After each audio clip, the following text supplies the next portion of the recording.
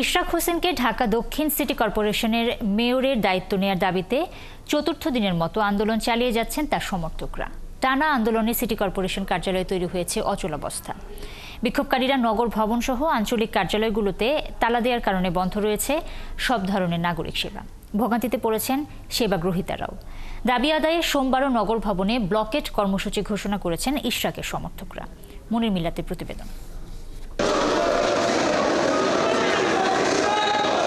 জন্ম ও মৃত্যু সনদ, ট্রেড লাইসেন্স সহ অন্যান্য নাগরিক সেবা পেতে প্রতিদিনই নগরবাসীর ভিড় থাকে ঢাকা দক্ষিণের এই নগর ভবনে। এখান থেকেই পরিচালিত হয় বর্জ্য ব্যবস্থাপনা, মশক নিধনের মতো সিটি কর্পোরেশনের প্রতিদিনের জরুরি নানা কর্মযজ্ঞ। কিন্তু গেল 4 দিনে বদলে গেছে নগর ভবনের দৃশ্যপট। বিএনপি নেতা ইশরাক হোসেনকে মেয়রের দায়িত্ব বুঝিয়ে দিতে চলমান আন্দোলনের মুখে নগর ভবনের প্রতিটি গেটেই তালা দেওয়া হয়েছে। রবিবারও কোনো কর্মকর্তা কর্মচারী নগর ভবনের নিজ নিজ দপ্তরে ঢুকতে পারেননি। জরুরি সেবার জন্য যারা আসছেন তাদের খালি হাতেই ফিরতে হচ্ছে। আরও একবার আইছিলাম, কাজে থানায় জিডি করতে হবে, থানায় জিডি করছি দেশে এখন কয় যে এখন হইবে না, পরে এখন এই গ্যাঞ্জাম চলতে আছে। এর আগে একদিন আসছি, এরকম অবস্থান, ধর্মঘটের জন্য কাজ করতে পারি নাই, তো আজকে শেষ ডেট, চিন্তা করলাম আজকে আসি, দেখি আজকেও সেম অবস্থা। সেই দুর্ভোগের কথা গণমাধ্যমে বলার বিষয়টি টের পেয়ে সিটি কর্পোরেশনের কয়েকজন কর্মচারী ছুটে আসেন, জোর করে সেবা প্রত্যাশীদের সেখান থেকে সরিয়ে দেন।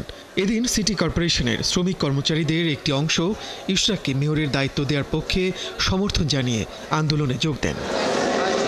প্রশাসকের রুমে এদিনও আলো জ্বলেনি, সেখানেও তালা দিয়েছে আন্দোলনকারীরা। টেলিফোনে দক্ষিণের প্রশাসক জানালেন, নগর ভবনের পাশাপাশি কর্পোরেশনের আঞ্চলিক কার্যালয়গুলোতেও এমন অচলাবস্থা চলছে।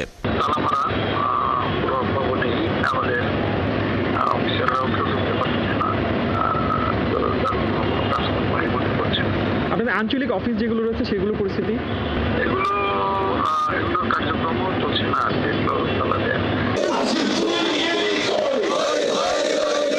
ভেতরে যখন এমন পরিস্থিতি, নগর ভবনের সামনে সড়কে তখন বিক্ষোভ স্লোগান।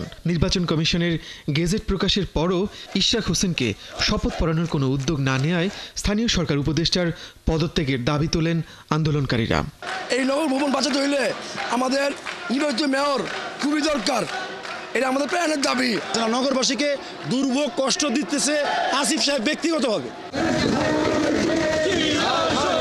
ঢাকাবাসীর ব্যানারে সকাল 10:45 শুরু হওয়া চতুর্থ দিনের এই বিক্ষোভ চলে দুপুর 1:15 পর্যন্ত, যাতে শ্রমিক দল, যুবদল সহ দক্ষিণের বিভিন্ন ওয়ার্ডের বিএনপির কাউন্সিলরদের সমর্থকরা অংশ নেন। একই দাবিতে সোমবারও নগর ভবনে ব্লকেট কর্মসূচি দিয়েছে আন্দোলনকারীরা। মনির মিল্লাত, 71, ঢাকা।